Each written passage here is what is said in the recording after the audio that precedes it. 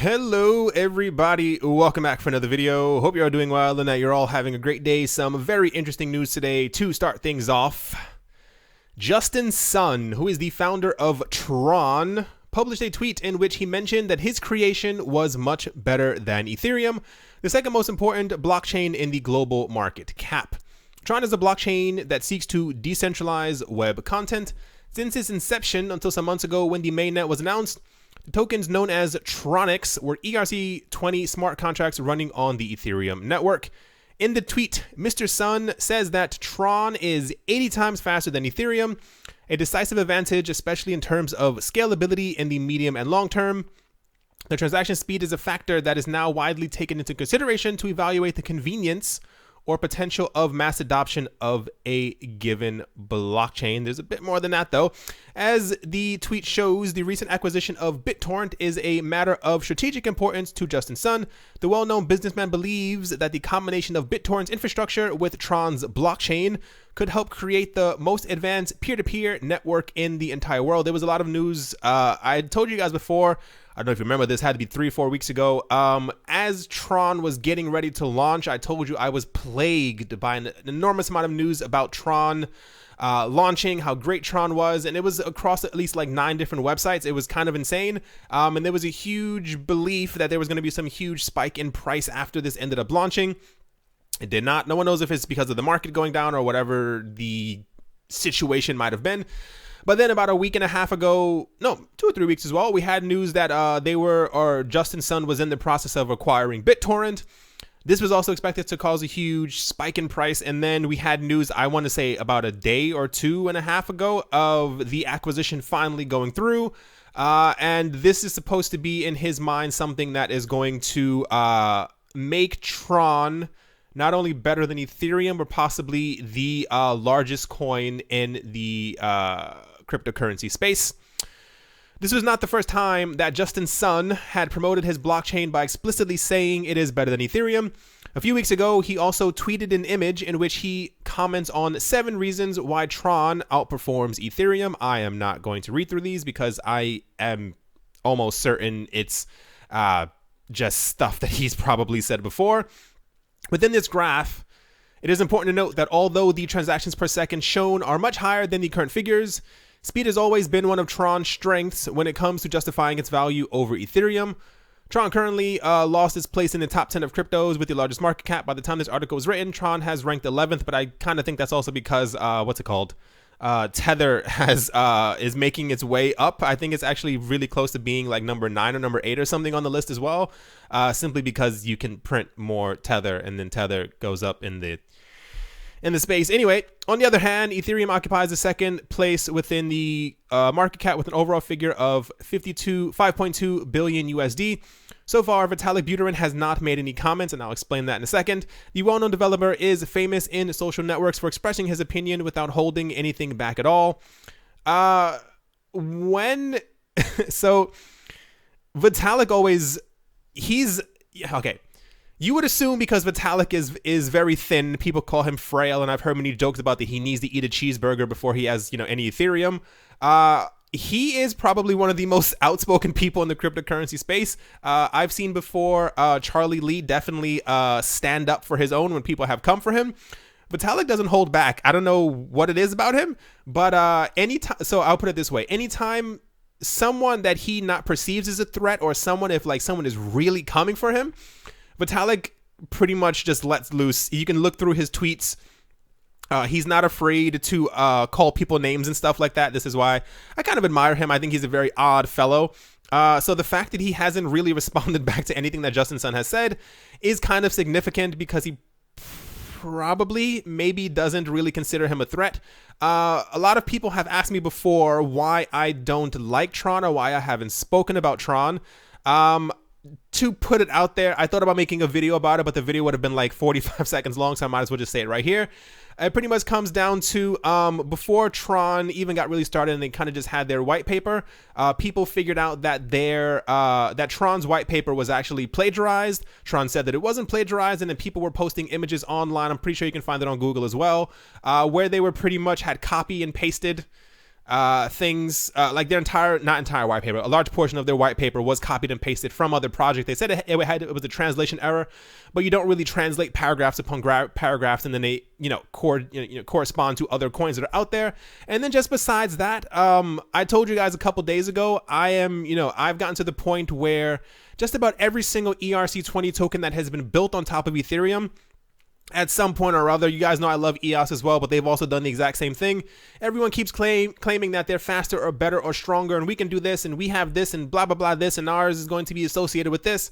That's great. It's time to put up or shut up because no one is overtaking Ethereum at the moment. No one's moving forward. No prices are moving up no matter how much hype you give them. But on that same exact note, Justin Sun has been one of the most active people in the Twitter space, and it's kind of like, if you get a chance, if you have the time, look at his Twitter. He posts nonstop about how great things are. There was a lot of controversy before as well of him talking about that he knew, I believe it was Jack Ma, and it turns out that he didn't really know Jack Ma. I think he went to the school that Jack Ma had funded, and then at the very end when everyone was receiving their certification and stuff like that from having graduated from the university, I think he took a photo again with Jack Ma. Just a lot of things going on with Tron. I don't own any Tron to my knowledge unless someone has gifted it to me. I don't know how they would have done that. Point is, it's like one of the, how do I say this? When you walk by a chihuahua in the street and it just kind of barks at you and then you hop back for a second because someone's barking at you, but then you realize it is just a chihuahua and it's not really doing anything. I don't dislike Tron or the project, but he's tweeted a little bit too much about how great the project is without actually giving any type of substance. I've said before, partnerships are great. That's wonderful, but you need like actual use cases because the partners that you get with your coin can be had by any other coin. These are all payment methods. Even if they are accepting Bitcoin, even if it only do 3 to 5 transactions per second, it's still accepted. People are still going to, use it on that platform, but this doesn't actually set your coin apart from anything else. So the idea is that the acquisition of BitTorrent is apparently going to do something that no one else can figure out except for Justin Sun. That is going to launch Tron into the direct mainstream, and it's going to allow people all around the world to have access to its fantastic technology. Like I said, I'm not really knocking it, but it's gotten to the point where it's like, okay, we get it. Your coin is better than everyone else's, but until prices begin to move, the next time we have a bull run, like I've said before, I will make a dedicated video, and I definitely mean that. If I forget it, please remind me in the comment section for, any upcoming video. Any coin that manages to pass by Ethereum or even Bitcoin in 2018, I will make a dedicated video talking about how great it is. I'll go in depth, and I'll go through the history of that coin and tell you exactly why it's awesome. And we'll all look back in shame as to why we didn't invest earlier. But as of now, it's just a lot of talk. So the fact that he made this claim and said that Tron is better than Ethereum, those are some pretty heavy words. So I think I went over this a bit a couple of days ago as well. There was a rejection of the Winklevoss twins' Bitcoin ETF. I think this was their second ETF that they tried to get pushed through. I was listening to a podcast and they were talking about what's really interesting with ETFs, and a lot of people don't know about the SEC, is that when you apply for an ETF, there are actually, I think, 3 periods in which the SEC can actually not reject, but withhold their answer and then push the timeline back. I can't remember the exact number of days. I think it's like 50 days, 40 days, and 30 days. I know those are probably incorrect, but it's somewhere around that time. So pretty much if you put in the application for an ETF, by the end of the first deadline, the SEC can go, we need a bit more time, give us a bit more time. And then, there's an extension. They can do it, I believe up to 3 times. But we're starting to see something where people who are in the regulatory space are also starting to kind of realize that a lot of this that's happening is coordinated, and it's kind of like dragging a dead horse along the road, even when the horse is dead from the get-go. Like I've said before, when it comes to regulations and stuff like that, I'm pretty sure, I am certain 1000%, and I'm sure you guys feel the exact same way. Whenever someone's going to make a law about something, they know from the get-go exactly what's going to happen. The moment that this proposal was put in from the Winklevoss twins to the SEC about their ETF, I'm pretty sure the SEC knew exactly what was going on. But like I said, there's some like internal struggles happening now, and I'll go over that right now. The Securities and Exchange Commission, or the SEC, on Thursday shot down the Winklevoss brothers' bid to bring the first Bitcoin ETF to a regulated U.S. exchange, dashing the hopes of many investors that the agency was warming to this nascent asset class. This is so a couple days ago we also had Bitcoin going from 8,200 to 8,300, something like that, and then it swept back down until like the high 7,000s. This was the reason for it. Apparently a lot of people were hoping that this was going to get through. Only hope I have is right at the moment slightly is for the CBOE, the one that I was asking you guys to send letters for before, because the SEC has something against the Winklevoss twins and exactly know what it is. Notably, though, that ruling was not only controversial among cryptocurrency enthusiasts, but also within the SEC itself. Writing in a formal dissent published on the agency's website, the SEC Commissioner Hester M. Pierce argued that officials not only erred in denying the Winklevoss ETF, but also exceeded the limited scope of the agency's role in regulating securities markets. Specifically, she alleged that the agency allowed the state of the underlying Bitcoin spot markets to carry too much weight in how it ruled on the Winklevoss Bitcoin Trust. She wrote, and I do quote, "The Commission's mission historically has been and should continue to be to ensure that investors have the information they need to make intelligent investment decisions, and that the rules of the exchange are designed to provide transparency and prevent manipulation as market participants interact with each other. The Commission steps beyond this limited role when it focuses instead on the quality and characteristics of the markets underlying a product that an exchange seeks to list," end quote. Pierce, a Trump administration appointee who took office in January 2018, criticized the agency for engaging in merit regulation. "The jury may still be out on whether cryptocurrency will prove to be long-term viable," she said, "but it is not the SEC's job to attempt to peer into the future and divine whether the Bitcoin experiment ultimately succeeds or fails. What it comes down to is the SEC has a certain role in the market. I know a lot of people don't care for regulations. When it comes to regulations, they say that they are for pretty much to make sure exactly what she just said, that if you are investing in something, you know what you are investing in. They are there to make sure that you have all the information beforehand before you invest in something. Should you, decide to put your money into this, you have to be able to have the information for the thing that you are putting your money into. The same thing if you have ever tried to invest in stocks, bonds, mutual funds, hedge funds, whatever you try to put your money into. There are websites for this. I think one of them is even Yahoo Finance. You can click on the name of the company or of the stock or of the mutual fund. You can see exactly what they're holding at the bottom of the page as well. It typically says the news from the company or the companies that they are holding. You are required to have all the information needed before making this investment choice. But I'm pretty sure you've all noticed what's actually happening is I believe that a large amount of the lack of regulations, and when these ETFs get shut down, like I said, not only did they tell them that they, weren't going to allow their ETF, but they waited months to finally give them a proper answer, and then eventually said no. What it's coming down to is that there's some type of, at least for me, some type of generational gap. Like I said before, I think the people who are in power are actually, they are of the mindset or are thinking that cryptocurrencies are not going to make it. I'm sure you feel the exact same way as well. We've had so much news about this, especially even from the people who run these like mega banks. They've all come forward at some point and said that they hated cryptocurrencies, but 3.5 years later, when they saw the money that was in it, they slowly get on board, say, oh, wow, we were completely wrong. We've actually been buying Bitcoin the last 3 years. We've lied to all of you. I don't think the SEC is particularly buying cryptocurrencies and or Bitcoin. But I think what's actually happening is I think they're trying to, or they think that the cryptocurrency space is going to die down. That is actually some type of hype. I was reading something a couple of days ago, and these people are adamant when they talk about the entire tulip bulb mania. So many people keep comparing cryptocurrencies to the tulip mania thing, which pretty much, if you don't know, at some point in Holland hundreds of years ago, people were betting on the value of bulbs or tulips or flowers, saying that they would be more valuable, and at some point you were actually able to trade a handful of tulips for a house. That's how crazy the mania had gotten.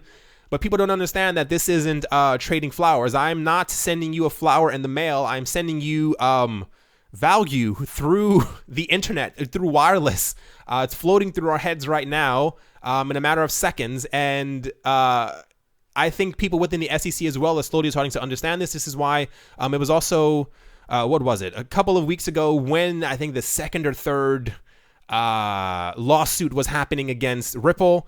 And we found out that the people who are actually representing them or defending them in the lawsuit are actually people from the SEC. I think there's definitely, I don't know anybody in the SEC. I couldn't tell you all of their names. I definitely could not.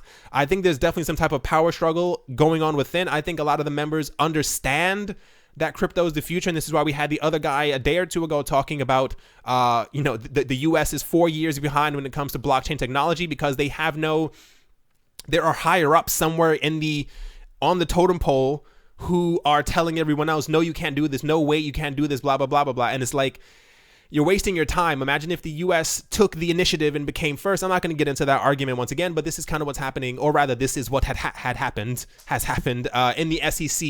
And I hope that this continues. I hope that other people who end up saying no to any other ETF or CTF, whatever is going to be proposed out there, that there's someone else who kind of steps forward and they're like, you're wrong, because we know that they're wrong. It's something different if you are telling us, if you can create your own website, create a whole space that tells us exactly what the potential problems with Bitcoin are. Tell us what the problems with the Bitcoin ETF. Tell us, give us a whole website full of all the news, the good and the bad, before we decide to invest in an ETF. But don't just reject an ETF because it's not something that you want floating around in the financial markets. That's all I'm going to say about it. Still kind of hopeful for the CBOE one. If that one doesn't get approved, I think we're going to see not a shift, but I think we're going to see a lot of internal fighting, because at this point it doesn't, it really, like the things that are proposed for an ETF are laid out in paper. They're usually the same as all the other ones. And what it kind of is, what it's coming down to is that everyone who's applying for an ETF thinks that they are more regulated or that they are older or more established than the ones that have come before them. And therefore they should get the ETF pushed through first. Nothing that's being proposed is crazy or outlandish. Like, they're not asking for like people to walk on stilts as they trade Bitcoin back and forth into slot machines.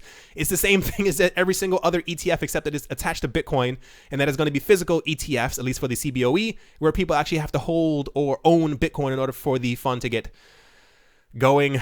I'm out of breath. This entire situation with the SEC is absolutely crazy. No other country in the world is having these types of issues. I don't know what's going on in the US. So Al Gore is once again in the news. I'm not going to read through too much of it, but some part of it is actually kind of significant.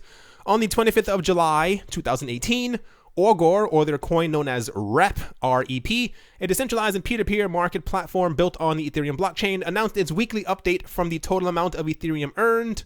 Al Gore also released its new app, version 1.0.7. Markets created by Al Gore platform are the prediction markets like political forecasting, event hedging, weather prediction, etc. Al Gore's fee window had 18,000 REP, which was staked by token holders of REP. However, the second fee window rose drastically, having over 91,100 REP, also staked by REP token holders. It says it's somewhere around here as well. I think at some point, Al Gore actually became, or is now officially, more popular than CryptoKitties. Yeah, Al Gore became a popular decentralized app, had crossed CryptoKitties, the blockchain based on virtual game. In terms of Ethereum earned since its launch on the Ethereum blockchain, Al Gore was at 910 Ethereum, whereas CryptoKitties was at 23 Ethereum. I tried to look for their app, and I was actually able to find this somewhere on their website. So these are some of the things that you can actually bet on, and has all these other things over here. But I'm going to scroll through some of it because I'm pretty sure a lot of people, you wonder what can you, actually not bid on. What's the word? Bet on these marketplaces. Stuff like, will Bitcoin price exceed 20,000 in December? This is actually a huge topic. I wonder how many people are actually into that, because that is a huge one. Will antibiotics be outlawed for agricultural use in China? I don't know. Will Ethereum trade at $2,000 or higher? That is actually also a very big one. A lot of people think that by the end of the year, Ethereum could be $4,000. This is, of course, dependent on the Raiden being launched, one of the first quickening things on the Ethereum network, as well as the potential of Plasma being launched. Will be day or dark light in Athens at 8 p.m. I have a feeling you can make almost anything you want on here. Okay, a lot of stuff about politics. Will XRP tokens exceed $1 by August 15th? Well, Algor's live release happened by the end of 2018, so pretty much you can bet on a lot of things. I don't know how many people are using Algor. If you have used Algor before, tell other people in the comment section below if you have liked it. I did think about getting into it as well. There's a huge idea that if this platform should become popular or become mainstream, because the idea is that you are actually able to bet on things on Algor that you actually can't bet on in traditional markets such as Nasdaq or any other stock exchange. You know, some of the things are kind of outlandish. So it's believed that a lot of people in Wall Street could eventually start using this platform, as this is a way for them to bet on things that they couldn't be able to bet in before. So a lot of people are thinking that the Algor tokens, because I think only, I want to say 50 million, I have a feeling that's wrong, could eventually become scarce, as well as more people get into the Algor space. But this is the Algor news for today. So here's a really good one. This is something I believe that every day somewhere in the world there's some type of secret meeting for crypto, and I hope I remember that exact thing that I just said, because I have a really interesting point about it.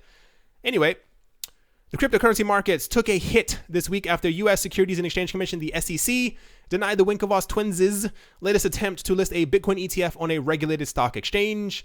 Among other things, the SEC expressed concern that the underlying Bitcoin spot markets are too prone to manipulation for the agency to feel comfortable allowing an exchange to wrap it in a traditional securities product. Halfway across the country, however, Nasdaq, the world's second largest stock exchange, was quietly hosting a closed-door meeting with representatives from both Wall Street and the cryptocurrency industry to discuss how to legitimize cryptocurrency as an asset class. As first reported by Bloomberg, the closed-door meeting in Chicago was attended by representatives from about half a dozen companies, including cryptocurrency exchange Gemini, whose co-founders Cameron and Tyler Winklevoss were behind the latest failed bid to create a Bitcoin ETF. According to the publication, an unnamed source, always unnamed, with knowledge of the meeting, said that the participants discussed the implications of future cryptocurrency regulations and what industry firms can do to bolster the reputation of Bitcoin and other crypto assets. CCN reported earlier this year that Nasdaq had inked agreements with a handful of cryptocurrency exchanges to allow them to use its market surveillance technology to police their traditional trading venues, and the Wall Street firm had also expressed openness to listing cryptocurrency products once the asset class is more mature. Nasdaq CEO Adina Friedman said recently that she believes cryptocurrency is the right step in the space of cryptocurrency, though the jury is still out on whether Bitcoin or another coin will be the one that achieves mass adoption. There's a couple of things. A couple years ago, there was a meeting by one of the, who was it? The guy, I think, who created Virgin Megastore or something like that.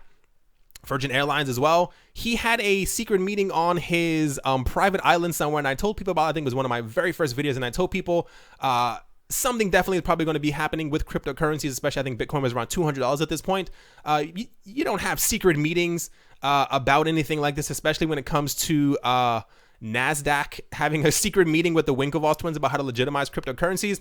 I think, if I'm not mistaken, the Nasdaq exchange, or the Nasdaq powered exchange, is supposed to be happening sometime in September or October, maybe August. I don't even know anymore. There's just so many dates floating around. There's too many exchanges launching, and they're all kind of around the exact same time. But on that same exact topic of a secret meeting, I'm pretty sure I didn't read this in a video. I think it would have been too weird for me to read about it. It was pretty much this guy, and yeah, that's what it was. It was something called, I think, Rich People Are Trying to Leave Us Behind. I'm pretty sure I didn't read it on here. It is a story, or pretty much it's actually a true story.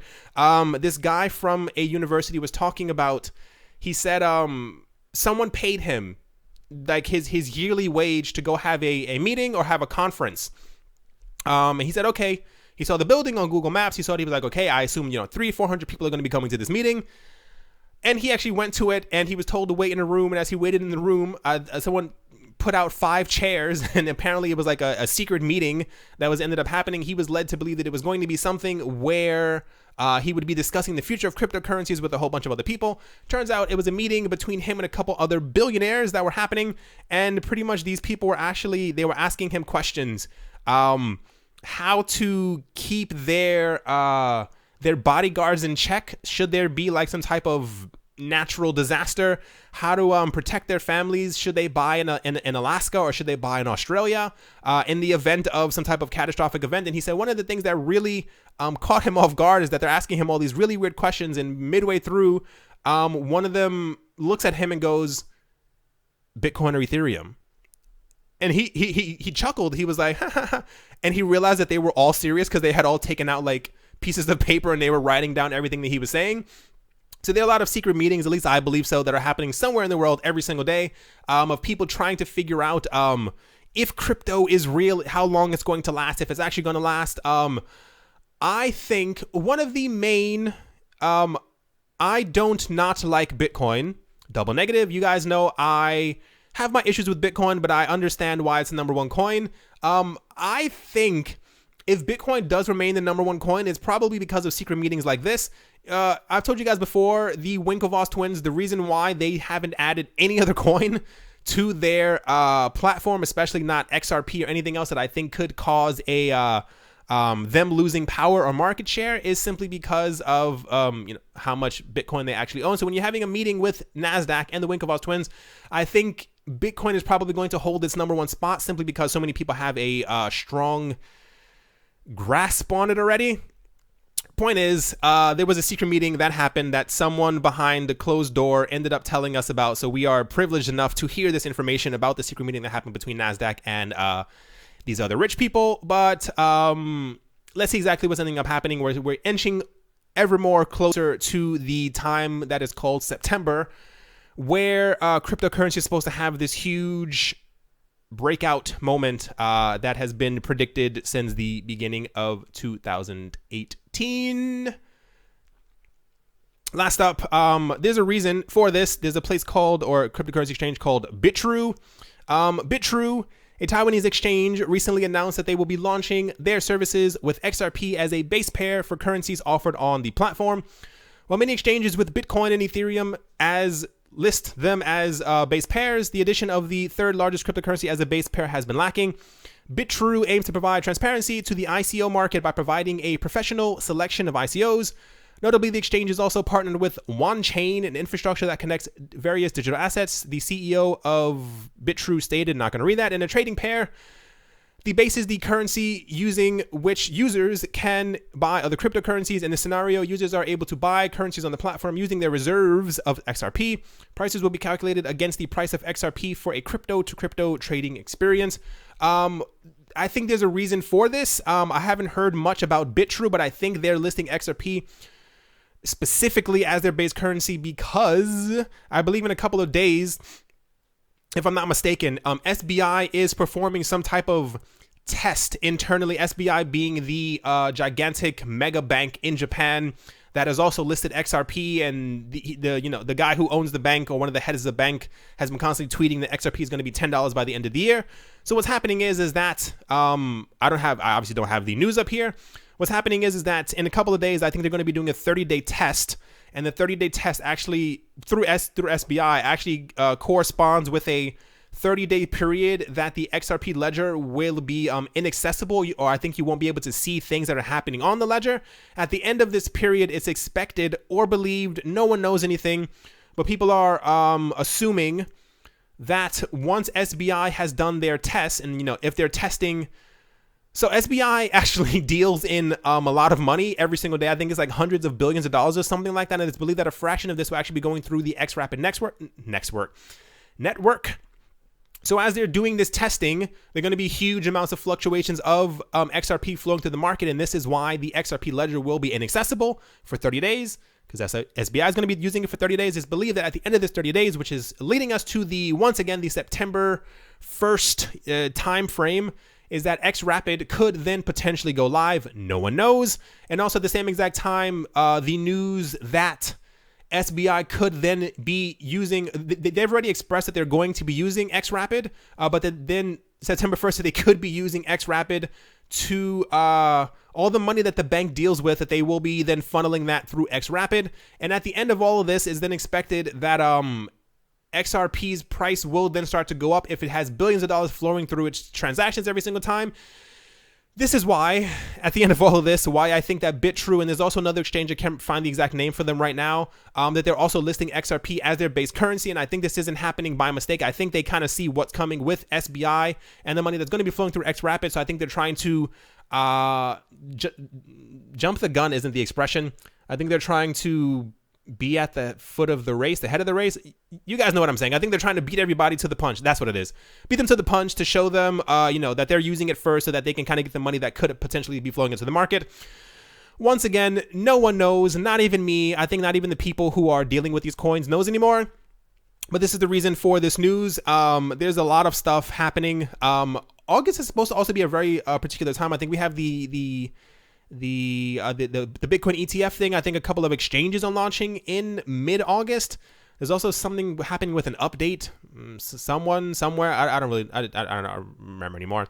Anyway, that's the news for today. Hope you guys enjoyed. Hope you guys are having a great day, morning, afternoon, evening. Hope you guys are having a great summer. Hope it's not, it's summer, so probably hot wherever you are.